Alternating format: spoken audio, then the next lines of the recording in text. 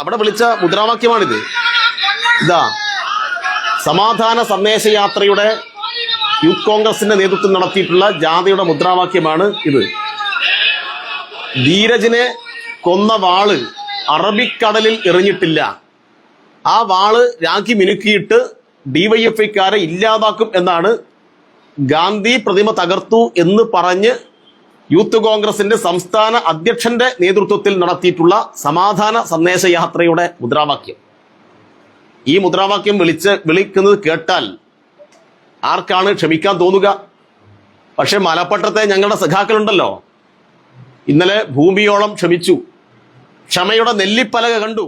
അപ്പൊ അവിടുന്ന് സ്വാഭാവികമായിട്ടും 2 തല്ല് വാങ്ങിക്കുക, അത് വലിയ വാർത്തയായിട്ട് അവതരിപ്പിക്കുക, ഇത് കേരളത്തിലെ ഇടതുപക്ഷത്തിന് സ്വാധീനമുള്ള പ്രദേശങ്ങളിൽ സ്വാതന്ത്ര്യമില്ല എന്ന് വരുത്തി തീർക്കുക, അതിന്റെ ഭാഗമായിട്ടുണ്ടാക്കിയ ഒരു നാടകമാണ്. മലപ്പട്ടത്ത് കുഴപ്പമുണ്ടാക്കാൻ വേണ്ടി മലപ്പട്ടത്ത് നിന്ന് സംഘർഷത്തിൽ പരിക്ക് പറ്റി മർദ്ദനമേറ്റു എന്ന വാർത്തയുണ്ടാക്കിയിട്ട് കേരളത്തിൽ അതൊരു രാഷ്ട്രീയ ലാഭത്തിന് വേണ്ടി ഉപയോഗിക്കാൻ മാങ്കൂട്ടം നടത്തിയിട്ടുള്ള നീക്കമാണ്. അവിടെ വന്നിട്ട് മുദ്രാവാക്യം വിളിച്ച് ഭീഷണിപ്പെടുത്തുകയാണ്.